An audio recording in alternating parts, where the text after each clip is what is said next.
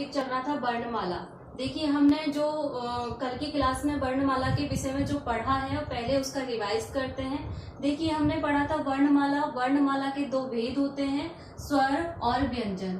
स्वर और व्यंजन। कल हमने स्वर के बारे में पढ़ा था। स्वर कितने होते हैं संस्कृत भाषा में? 13 होते हैं। कितने होते हैं प्यारे बच्चों? 13 होते हैं। कौन कौन से?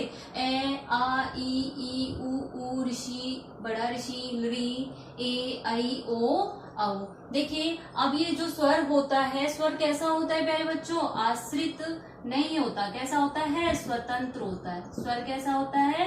स्वतंत्र होता है, क्योंकि इनके उच्चारण में किसी अन्य वर्ण की सहायता नहीं ली जाती। अब स्वर के भी कितने भेद होते हैं प्यारे बच्चों? 3 होते हैं। कौन कौन से? ह्रस्व, दीर्घ स्वर और प्लुत स्वर। अब देखिए ह्रस्व स्वर की मैंने संख्या आपको बताई थी 5। इनको हम लघु स्वर भी कहते हैं और इनको हम एकमात्रिक स्वर भी कहते हैं। एकमात्रिक स्वर। अब देखिए कौन कौन से होते हैं? अ, ई, उ, री, लरी। इनकी संख्या कितनी होती है प्यारे बच्चों? 5 होती है। कितनी होती है? 5। दीर्घ स्वर और संयुक्त स्वर, इनमें दोनों ही आएंगे। देखिए आ, ई, उ, री, ए, आई, ओ, औ। अब देखिए ए, आई, ओ, औ को कल मैंने बताया था, इनको हम संयुक्त स्वर कहते हैं। कौन से स्वर कहते हैं प्यारे बच्चों? संयुक्त स्वर कहते हैं, क्योंकि इनका निर्माण 2 स्वरों के मिलने से होता है। देखिए ए का कैसे होता है? ए धन ई से। क्या बना? ए। आई, ए धन ए से। क्या बना? आई। ओ, ए धन ऊ से। क्या बना प्यारे बच्चों? ओ। औ, अ धन ओ से। क्या बना प्यारे बच्चों? औ। क्या बना? औ। अब देखिए प्लुत स्वर। प्लुत स्वर की संख्या कितनी होती है? 9। ये जो होते हैं ये आपके 5 ह्रस्व स्वर होते हैं, इनका हम प्लुत बनाएंगे। प्लुत इस तरीके से, जैसे अपन बोलते हैं ओम, हरिओम, इस तरीके से आपके प्लुत स्वर होते हैं। अ, ई, उ, री, ए, आई, ओ, औ। इनकी संख्या कितनी होती है? 9 होती है। कितनी होती है? 9। अगर आपसे पूछे महर्षि पाणिनि के अनुसार स्वरों की संख्या कितनी होती है, तो आपको क्या बताना है? 21, 22। अब देखिए ये 22 तो टोटल हो गए, 8, 5, 9, 22 हो गए। लेकिन अगर आप लिरी को यहाँ काउंट नहीं करोगे, लिरी को हम एक जगह काउंट करेंगे, अगर लिरी को आप यहाँ काउंट नहीं करोगे तो कितनी होती है? 21। वैसे कितनी होती है? 21 या 22। अब देखिए अभी तक हमने स्वर के बारे में पढ़ा, आज हम व्यंजन के विषय में अध्ययन करेंगे। अब देखिए व्यंजन, दूसरा भेद होता है आपका। देखिए एक तो होता है आपका स्वर, स्वर के बारे में हम पढ़ चुके हैं। व्यंजन, आज हम व्यंजन के विषय में पढ़ेंगे। अब देखिए व्यंजन किसे कहते हैं? देखिए व्यंजन को हम हल भी बोलते हैं, मैंने आपको 8th क्लास में भी बताया। स्वर को हम क्या बोलते हैं? अच बोलते हैं। क्या बोलते हैं? अच, प्रत्याहार का निर्माण करना बताया था। इसको क्या बोलते हैं? हल। क्या बोलते हैं? हल। अब देखिए व्यंजन जो वर्ण होते हैं वो कितने होते हैं संस्कृत भाषा में? 33 होते हैं। कितने होते हैं व्यंजन वर्ण? 33 होते हैं। अब व्यंजन को कितने भागों में डिवाइड किया गया है? देखिए व्यंजन के भी 3 भेद होते हैं। कितने भेद होते हैं व्यंजन के? 3। कौन कौन से? स्पर्श व्यंजन, स्पर्श व्यंजन।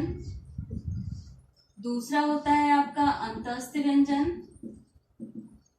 अंतस्थ व्यंजन। और तीसरा होता है आपका ऊष्म व्यंजन। कौन सा होता है प्यारे बच्चों? ऊष्म व्यंजन।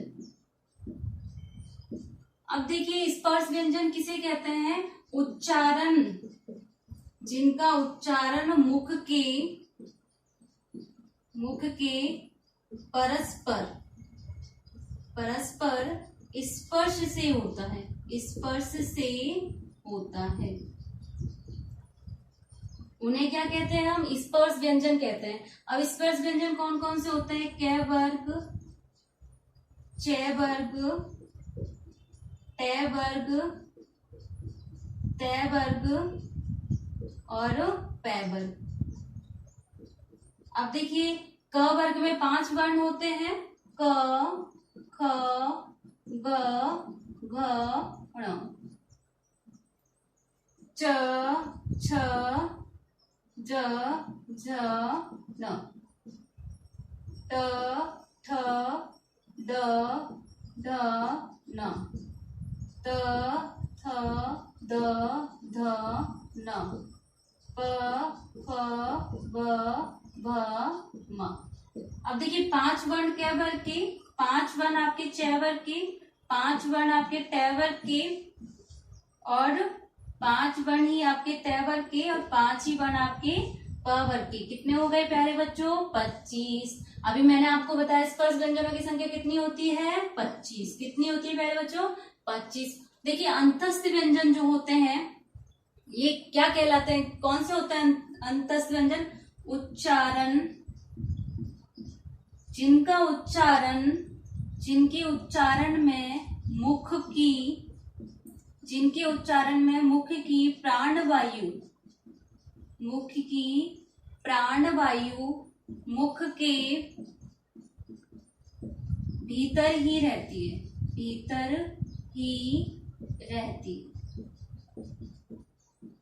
देखिए अंतस्थ व्यंजन क्या कहलाता है? उच्चारण में मुख की प्राणवायु मुख के भीतर ही रहती है, उन्हें हम अंतस्थ व्यंजन कहते हैं। कौन कौन से होते हैं? य, ब, र, ल। इस प्रकार से इनकी संख्या कितनी होती है प्यारे बच्चों? 4 होती है। स्पर्श व्यंजन आपके 25 होते हैं, अंतस्थ व्यंजन 4 होते हैं। अब देखिए उच्चारण में, अब देखिए ऊष्म व्यंजन कौन से कहलाते हैं? मुख से तीव्र गति से बाहर निकलती है। देखिए जिनके उच्चारण में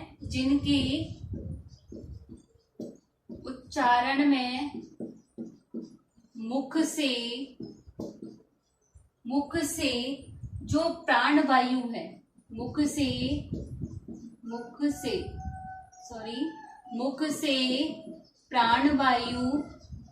से प्राणवायु बाहर निकलती है, यानी कि जो ऊष्मा बाहर निकलती है तो उन्हें क्या कहते हैं? ऊष्म व्यंजन कहते हैं। श, श और ह। इनकी संख्या भी कितनी होती है प्यारे बच्चों? 4 होती है। कितनी होती है? 4। अब देखिए काउंट कीजिए, 25, 4 और 4 कितने हो गए? 33। व्यंजन कितने होते हैं? 33। अब देखिए सामान्यतः जो व्यंजन होते हैं, सामान्यतः संस्कृत भाषा में व्यंजन कितने होते हैं? 33। अब जैसे मैंने आपको स्वर बताए थे, सामान्यतः स्वर कितने होते हैं? 13। और महर्षि पाणिनि के अनुसार स्वर कितने होते हैं? 21 और 22। आप देखिए महर्षि पाणिनि के अनुसार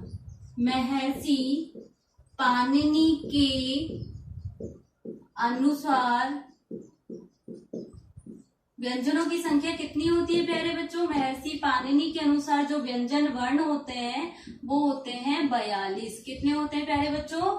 42। अब देखिए 42 किस प्रकार से होते हैं? देखिए आप मेरे साथ इनको नोट करते हुए चलिए। अब देखिए महर्षि पाणिनि ने जो स्वर व्यंजन वर्ण बताए, महर्षि पाणिनि के अनुसार व्यंजन कितने होते हैं प्यारे बच्चों? 42। और वैसे व्यंजन कितने होते हैं सामान्यतः संस्कृत भाषा में पूछे तो? 33। देखिए आपने 8th तक तो 33 पढ़ा, स्वर कितने पढ़े? 13। लेकिन अब आपको 9th और 10th में ये भी पढ़ने को मिलेंगे कि स्वर 33 होते हैं, महर्षि पाणिनि के अनुसार 42 होते हैं। इसलिए आपको उसको पूरा विस्तार से पढ़ना है, किस तरीके से 42 होते हैं, कौन कौन से 42 वर्ण होते हैं। अब देखिए व्यंजन, अभी हमने जो स्पर्श व्यंजन, अंतस्थ व्यंजन और आपका ऊष्म व्यंजन, ये कितने होते हैं? 25। ये कितने होते हैं प्यारे बच्चों? 4। ये कितने होते हैं? 4। टोटल 33। अब देखिए 42 किस प्रकार से होते हैं उनको जानेंगे हम। एक होता है अनुस्वार। एक क्या होता है? अनुस्वार। अनुस्वार को हम किस तरीके से लिखते हैं? इस तरीके से। अब देखिए दूसरा होता है आपका विसर्ग। दूसरा क्या होता है? विसर्ग। विसर्ग को किस तरीके से लिखते हैं? इस तरीके से। तीसरा होता है आपका जिह्वा मूल्य। कौन सा बेटा? जिह्वा मूल्य वर्ण। अब ये जो जिह्वा मूल्य वर्ण होते हैं ये कौन कौन से होते हैं? देखिए इस तरीके से अर्ध विसर्ग होता है। आगे ये जो अर्ध विसर्ग क और ख, इस चिन्ह को क्या बोलते हैं? अर्ध विसर्ग का चिन्ह होता है, क और ख। इसको हम एक बार ही काउंट करेंगे। तो देखिए अभी तक हमने अपने कितने हो गए? 33, 34, 35, 36। अब देखिए एक होगा आपका उपधमानीय। कौन सा हो गया प्यारे बच्चों? उपधमानीय। उपदमानीय वर्ण। उपदमानीय वर्ण कौन कौन से होते हैं? वही अर्ध विसर्ग प और फ। इनकी संख्या भी कितनी होती है? 1। अब देखिए प्यारे बच्चों, 5वां होता है आपका दुह स्पृष्ट। दुह स्पृष्ट वर्ण। दुह स्पृष्ट वर्ण। दुह स्पष्ट वर्ण में क्या आएगा आपका प्यारे बच्चों? इस तरीके से दुह स्पष्ट वर्ण, अग्नि मिल, इस तरीके से लिखते हैं इसको, इस तरीके से लैसा बनाते हैं, अग्नि मिलना लिखते हैं ना, मैंने आपको बताया है, संधियों में पढ़ाया था। एक सेकेंड, इस तरीके से बनता है ये दुह स्पष्ट वर्ण, ठीक है। उसके बाद आपका जो 6 होता है यम वर्ण। यम वर्ण, यम वर्णों की संख्या कितनी होती है प्यारे बच्चों? 4 होती है। कौन कौन से होते हैं? कू, खू, हूं। देखिए इनको बहुत ज्यादा विस्तार से आपको नहीं पढ़ना है, केवल आपको ये ध्यान रखना है अनुस्वार भी आपका व्यंजन वर्ण होता है, विसर्ग भी व्यंजन वर्ण होता है, जिह्वा मूल्य क ख अर्ध विसर्ग आगे लगा होता है, ये भी आपका व्यंजन वर्ण है। उपदमानीय भी प फ, इसके आगे भी अर्ध विसर्ग लगा हुआ है, ये भी 1 काउंट होगा। अग्नि मिल्लह इस तरीके से लिखते हैं। 6 है आपका कू, खू, गू, गू। ये इनकी संख्या कितनी होती है? 4। अब देखिए गिनिए, 33, 34, 35, 36, 37, 38, 39, 40, 41, 42। कितने होते हैं महर्षि पाणिनि के अनुसार? 42 व्यंजन वर्ण होते हैं। उनकी गणना इस प्रकार से होती है। देखिए 25 आपके स्पर्श व्यंजन होते हैं। अंतस्थ व्यंजनों की संख्या कितनी होती है प्यारे बच्चों? 4 होती है। उस व्यंजनों की संख्या कितनी होती है प्यारे बच्चों? 4 होती है। इस प्रकार से टोटल व्यंजन कितने होते हैं? 30। अगर आपसे संस्कृत भाषा में पूछे संस्कृत में व्यंजन वर्ण कितने होते हैं, ऑप्शन में 33 अगर 42 है तो आपको क्या करना है? 42 को राइट करना है, 42 को राइट करना है। अगर आपसे ये पूछे कि महर्षि पाणिनि के अनुसार कितना होता है तो 42 बताना है। अगर आपसे सामान्यतः संस्कृत भाषा में पूछे तो 33 बताना है। अब देखिए 33 के अलावा एक अनुस्वार आपका क्या होता है? व्यंजन वर्ण होता है। विसर्ग भी क्या होता है प्यारे बच्चों? व्यंजन वर्ण होता है। जिह्वा मूल्य भी क्या होता है? क ख आगे अर्ध विसर्ग लगाए, ये भी क्या होता है? व्यंजन वर्ण होता है। उपदमानीय वर्ण प ख, इसके आगे भी अर्ध विसर्ग लगाए, ये भी आपका व्यंजन वर्ण होता है। दुस्पृष्ट वर्ण, ये भी आपका व्यंजन वर्ण है। यम वर्ण, ये भी आपका, ये आपके 4 होते हैं। इनकी संख्या कू, खू, गू, गू, ये आपके 4 व्यंजन वर्ण होते हैं। इस प्रकार से आपके व्यंजन वर्ण हमने महर्षि पाणिनि के अनुसार पढ़े। सामान्यतः व्यंजन वर्ण 33 पढ़े। आगे हम कुछ और चर्चा करेंगे कि वर्ण कितने होते हैं? 63 होते हैं। 63 या 64 आपके वर्ण होते हैं। कितने होते हैं? 63 या 64 वर्ण होते हैं आपके टोटल संस्कृत भाषा में। इनको हम कल की क्लास में पढ़ेंगे। आप इनको अपनी नोटबुक में नोट करोगे और इनको लर्न करोगे और इनका अभ्यास करोगे।